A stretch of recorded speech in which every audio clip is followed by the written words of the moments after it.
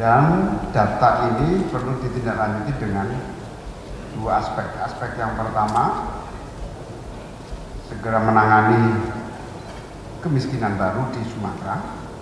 Yang kedua, yang agak mengkhawatirkan adalah turun secara drastis jumlah kelas menengah.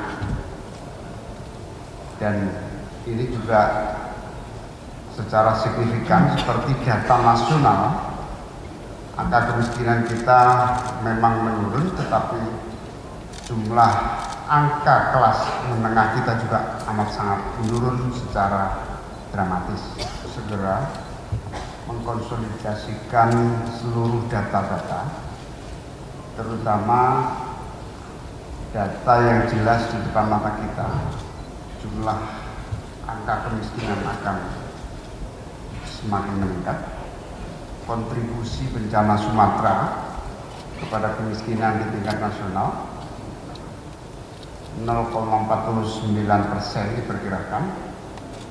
Kemiskinan ekstrim akan meningkat 0,20%.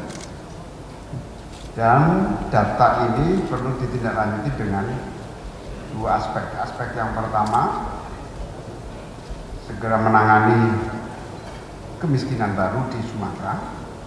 Yang kedua, yang agak mengkhawatirkan adalah turun secara drastis jumlah kelas menengah. Dan ini juga secara signifikan seperti data nasional, angka kemiskinan kita memang menurun, tetapi jumlah angka kelas menengah kita juga amat sangat menurun secara dramatis. Mungkin nanti Bu Kepala BPS bisa menggarisbawahi soal menurunnya jumlah kelas menengah di tingkat nasional maupun di khususnya Sumatera, sehingga konsolidasi data tepat dan sasaran menjadi sangat efektif. Yang kedua, dengan bencana ini maka banyak kegiatan ekonomi yang kemudian terhenti dan para pelaku ekonomi kehilangan modal ekonominya. Dalam aspek pemberdayaan, kita harapkan anggaran-anggaran difokuskan kepada yang pertama pemulihan aset ekonomi, yang kedua memperbanyak uang beredar, intervensi berbasis kebutuhan masyarakat lokal atau partisipatif, bukan hanya objek bantuan. Yang kedua, cash for work, yaitu program padat karya tunai harus menjadi inti dari seluruh bantuan pemerintah pusat.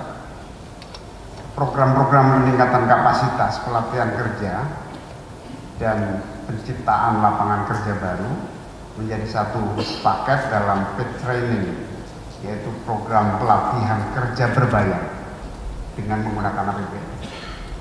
Bantuan rintisan usaha untuk bangkit sedikit ada dari Kemensos, itu 5 juta per keluarga. Tentu di Satgas ini kita harapkan ada dana khusus bagi rintisan usaha untuk bangkit baru, sehingga Kementerian UMKM, Kementerian Ekonomi Kreatif yang secara sistem dan cara kerjanya memiliki kemampuan, tetapi dalam anggaran tentu membutuhkan perhatian kita bersama.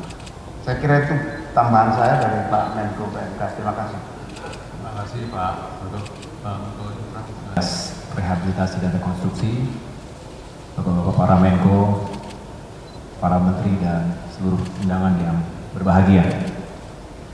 Kami setuju dan tentunya ingin mendukung penuh Satgas ini dan sepakat dengan Pak Menko PMK tadi, kita harus membangun lebih baik, lebih kuat, lebih tangguh, dan juga lebih adaptif dan resilient.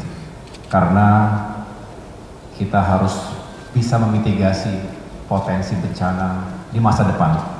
3 hal yang menjadi tugas pokok kami di sini. Pertama, terkait dengan urusan lahan dan tata ruang. Saya rasa bagian utama dari membangun lebih baik ini sangat bergantung pada tata ruang wilayah yang benar-benar sesuai dengan peruntukannya. Dan kita harus berani mengevaluasi tata ruang sehingga berbasis pada mitigasi dan adaptasi terhadap bencana. Dalam konteks ini, prioritasnya adalah rehabilitasi hulu daerah aliran sungai. Dan kita pastikan adalah upaya untuk relokasi untuk rumah-rumah yang memang tidak memungkinkan dibangun di tempat awal. Ini diperlukan pendataan kebutuhan lahan dan juga verifikasi status sehingga benar-benar clean and clear untuk hunian tetap. Dan yang terakhir tentunya terkait dengan normalisasi pelayanan pertanahan agar menjemput bola para petugas BPN tentunya bisa melakukan upaya ini, datang ke warga, para pengungsi agar prosesnya lebih cepat. Yang kedua terkait dengan infrastruktur. Tentunya di tahap rehabilitasi dan rekonstruksi ini yang menjadi fokus pekerjaan utama kita adalah infrastruktur, terutama infrastruktur dasar. Seperti yang kami sudah laporkan kepada Pak Presiden beberapa saat yang lalu, jalan dan jembatan ini harus benar-benar diutamakan. Kita harus selaraskan data antara pemerintah pusat dan pemerintah daerah. Tidak selalu mudah karena memang situasi yang begitu rumit di lapangan, tetapi harus pada satu kesimpulan menggunakan data yang sama persis, paling tidak serupa, tidak jauh berbeda. Kembali pada prioritas, selain jalan dan jembatan, air bersih dan sanitasi ini menjadi sangat mendasar karena sumber penyakit juga tentunya disebabkan oleh tidak tersedianya air bersih bagi warga, termasuk di daerah pengungsian. Listrik, komunikasi tentu juga fundamental, dan bicara normalisasi sungai tentu harus menjadi pekerjaan utama dari Kementerian Pekerjaan Umum. Di sini ada Pak Menteri PU dan tadi berkolaborasi tentunya dengan Menteri ATR BPN, termasuk Menteri Perumahan dan Kawasan Permukiman. Terkait dengan irigasi, Bapak Menko, kami juga tentunya perlu dorong karena di antara kerusakan yang melanda di 3 provinsi tersebut juga terkait dengan irigasi. Dan ini akan membantu pulihnya sektor pertanian. Yang berikutnya adalah fasilitas umum. Ini juga tidak kalah pentingnya. Kita ingin sekolah dan pusat-pusat pendidikan, termasuk juga pusat pelayanan kesehatan, rumah sakit, puskesmas, dan rumah-rumah ibadah. Misal di Tamiang ketika kami datang waktu itu, mereka sangat berharap tentunya rumah-rumah ibadah ini bisa segera berfungsi, kendati mereka paham rumah mereka masih butuh waktu yang lebih lama. Lalu kita harus pastikan ini penting juga terkait dengan mekanisme kolaborasi antara pemerintah pusat dan daerah. Di sini hadir para gubernur dan tentunya nanti pada saatnya adalah para bupati dan wali kota terkait dengan pendanaan dan pembangunan infrastruktur yang ada di bawah pemerintah daerah. Jadi ini harus disepakati sehingga tidak ada overlapping dan benar-benar semuanya mendapat sentuhan yang proporsional. Dan bagian ketiga, urusan Kemenko Infrastruktur adalah terkait dengan perumahan dan permukiman. Saat ini telah didata dan terus diupdate jumlah rumah baik terkategori rusak ringan, rusak sedang, rusak berat maupun hilang dan hanyut.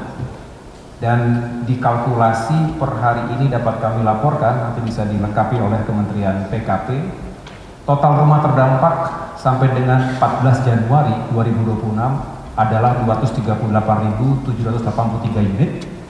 Terbanyak memang di Aceh 208.693 unit, diikuti Sumatera Utara 24.294 unit, dan Sumatera Barat sebanyak 5.796 unit. Dari ini semua tentunya kita bisa mengkalkulasi paling tidak ini estimasi biaya pembangunan atau perbaikan rumah-rumah warga tersebut, kurang lebih sekitar tercatat di sini 8,2 triliun, sedangkan untuk alokasi atau estimasi dari anggaran yang dibutuhkan untuk infrastruktur dasar berdasarkan laporan Menteri PU sekitar 51,8 triliun rupiah. Jadi Bapak Ibu sekalian, memang ini akan membutuhkan pengawalan termasuk kecepatan menggelar alat-alat berat dan kerjasama yang ketat antara pusat dan daerah, dan kami menyarankan Bapak Menko, Bapak Ketua agar benar-benar kita kawal melalui monitoring dan evaluasi MONEF secara berkala, baik yang reguler maupun insidental di Jakarta maupun di lapangan. Terima kasih, demikian yang dapat saya sampaikan. Subscribe, share, like, and comment. Subscribe, share, like, and comment. Subscribe, share, like, and comment. Subscribe, share, like, and comment. Subscribe, share, like, and comment.